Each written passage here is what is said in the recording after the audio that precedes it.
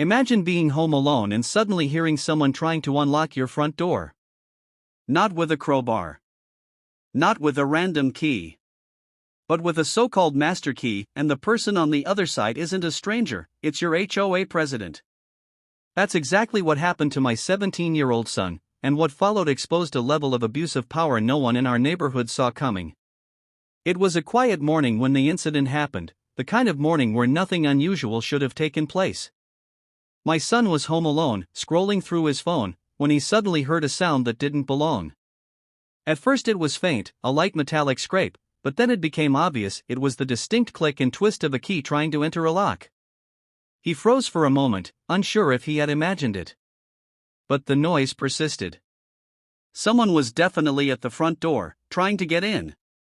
Naturally, his first thought was that it might be me coming home unexpectedly, fumbling with the keys. But as he listened closely, something didn't feel right. The rhythm was different. It wasn't the familiar sound of my key sliding in smoothly. Instead, it was rough, forced, almost like whoever was out there was trying different angles just to make the lock turn. My son quietly crept toward the door, his heart racing faster with every second. He leaned in toward the peephole, and what he saw sent a wave of confusion and disbelief through him. Standing outside was Karen, the president of our HOA, the woman who always strutted around as though she owned the entire neighborhood. But this time she wasn't carrying her clipboard, or making her usual passive-aggressive comments about people's lawns or mailboxes. Instead, she had a key in her hand, and she was actively trying to fit it into our lock, as though she was entitled to walk right into our home without permission. For a moment, my son couldn't process what he was seeing. Why would she even have a key? This was our private residence, not a shared facility or community room. There was absolutely no reason she should be standing there with the clear intent of opening our front door. He kept watching, and the more he looked, the clearer it became Karen wasn't just testing something, she was determined.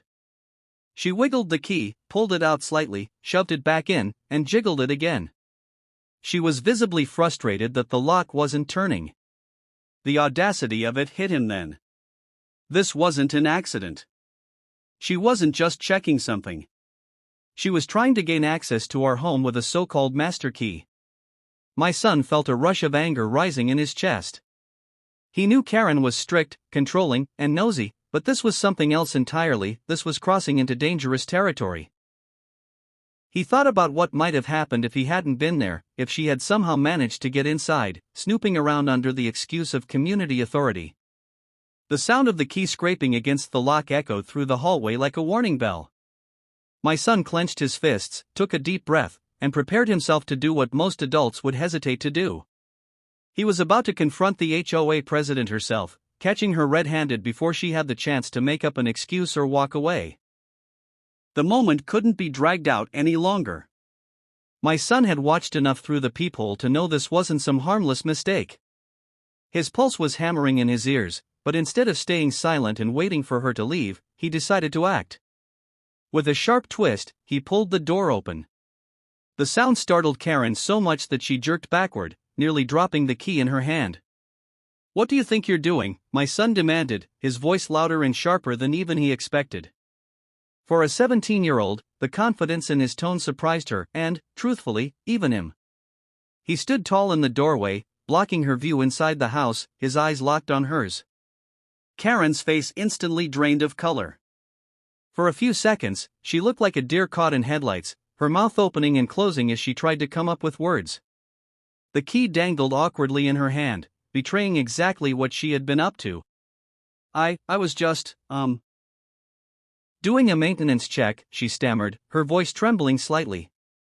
"It's part of HOA safety procedures. Nothing to worry about." But my son wasn't buying it. He had seen her fiddling with the lock, struggling to make the key fit. That wasn't maintenance, it was a blatant attempt to get inside. Narrowing his eyes, he leaned forward just a little and said firmly, "Safety? Or spying? Because it looks like you were trying to break into my house." His tone carried a sharp edge that made her flinch. Karen quickly tried to regain her composure, straightening her posture and attempting to plaster on her usual superiority. "Young man," she said, though her voice cracked slightly, "you don't understand. These keys are important for emergencies. If something were to happen inside. My son cut her off before she could spin her excuse any further. This isn't an emergency. My dad's going to hear about this, and when he does, you'll regret ever touching this door. That was the breaking point. Karen's mask slipped. The confidence she normally wore like armor cracked completely. Her hand trembled as she shoved the key into her pocket, muttering something about just checking in. Without another word, she took a step back, then another, her eyes darting away from his glare. And then, in the most uncharacteristic move for someone who loved power and control, she turned on her heel and practically fled down the hall. My son stood at the door for a moment longer, breathing hard, adrenaline surging through him. He had never confronted an adult like that before, especially not someone who carried herself with so much authority in the community. But in that instant, he knew he had done the right thing. He had protected our home, drawn a clear boundary, and exposed Karen's actions for exactly what they were, an abuse of power. When he closed the door and locked it tight again, the silence of the house returned, but now it carried a different weight. The confrontation had shifted everything. Karen wasn't untouchable anymore, and my son had proven that even someone half her age could stand up to her when it mattered most. Karen's reaction in that tense moment was almost as telling as the act itself. The instant my son caught her at the door, she scrambled for words, trying to cover her tracks as if a flimsy excuse could erase what he had just witnessed. Her lips parted, her eyes darting left and right, and finally she blurted out the first justification she could think of: "It's just a maintenance check, for everyone's safety." The words sounded rehearsed, like a line she had practiced but never expected to be challenged on. She tried to soften her tone, pretending to sound authoritative yet calm, as if this intrusion was a perfectly normal part of her duties as HOA president. But the cracks were already visible. The tremor in her voice gave her away, and the way she tucked the key halfway into her palm only made her look guiltier. My son, standing firm in the doorway, stared at her in disbelief. "Safety," he repeated, his eyebrows rising. "How exactly is shoving a key into our lock a safety check?" His voice was steady, but his glare made it clear he wasn't going to let her wiggle her way out with a half-baked excuse. Karen's jaw tightened. She forced a little laugh that sounded more like a nervous cough. "Well, sometimes emergencies happen, you know? A water leak, a gas issue, things like that. The HOA needs to be able to access homes quickly." Her words came out fast, desperate, like a child explaining away a broken vase. But here was the problem: my son had lived in this neighborhood his whole life. Never once had anyone from the HOA come inside without permission. Never once had they been told about a master key or any supposed rule that allowed access to private residences. The more she tried to sell her excuse, the more unbelievable it sounded. "You're lying," my son said bluntly. No sugarcoating, no hesitation. Just a straight accusation. That single word hit her like a slap.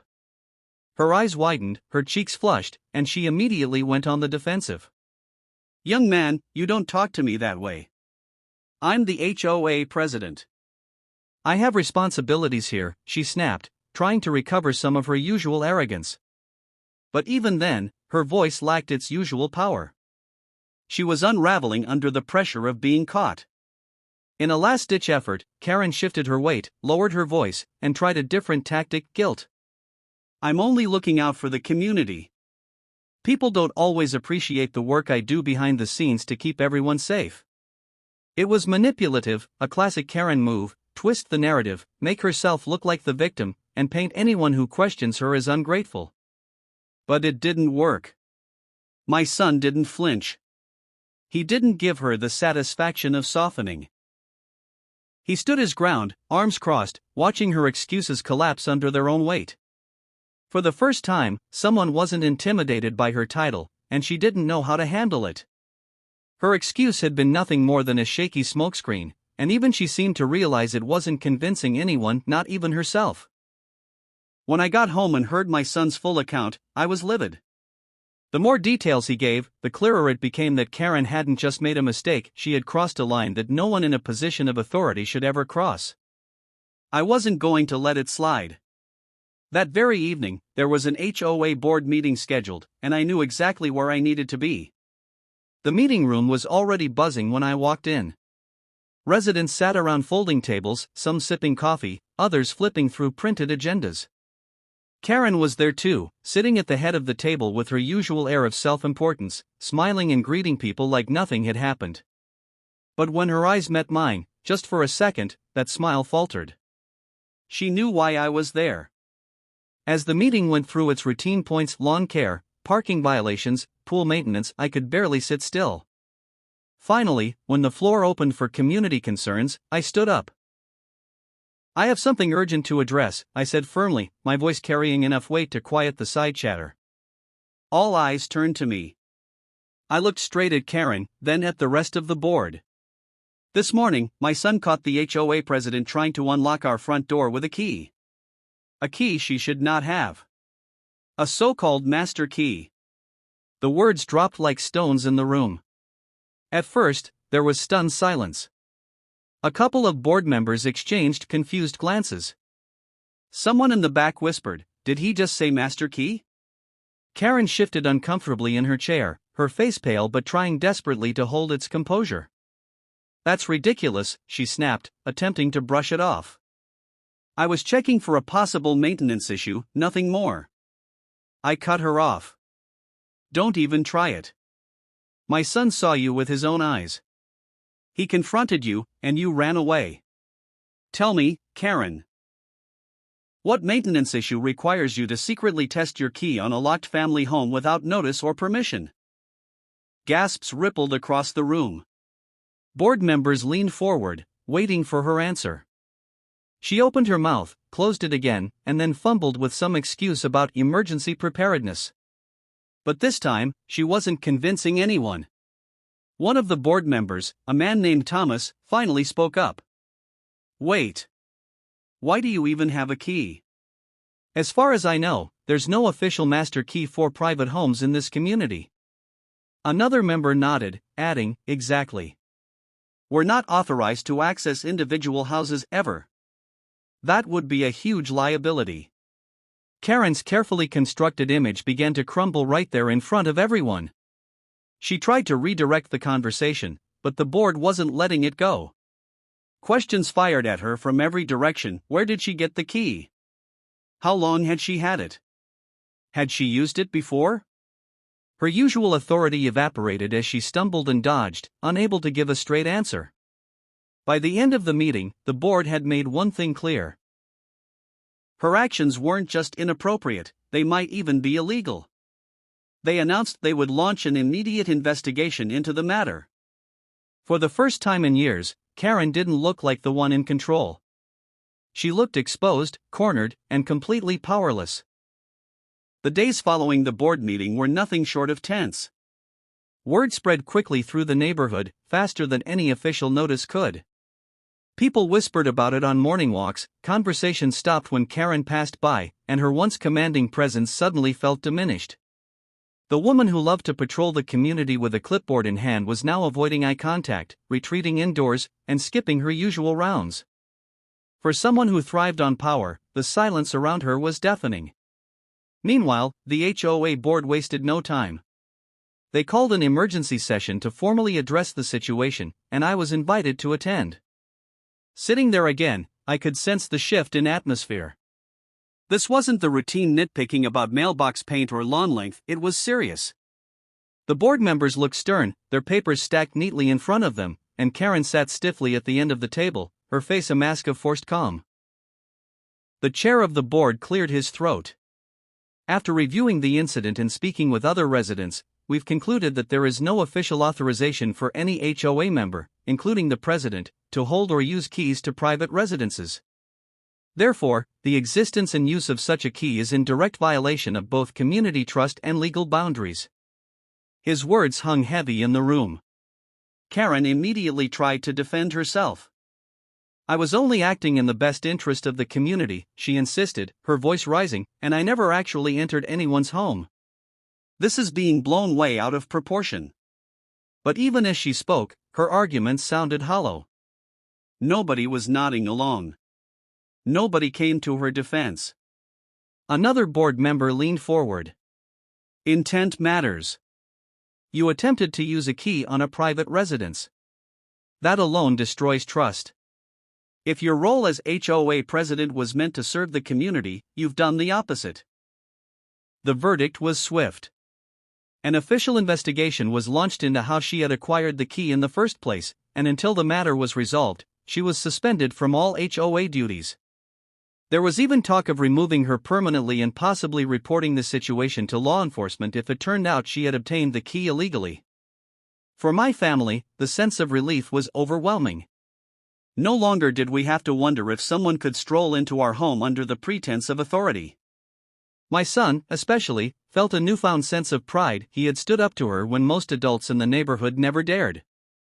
His courage had sparked the chain reaction that finally held Karen accountable. As for Karen, the fallout was brutal. Her reputation, once built on intimidation and control, crumbled almost overnight. Neighbors who had once tolerated her out of fear now openly criticized her. Her power, her influence, her carefully crafted facade, it was all gone.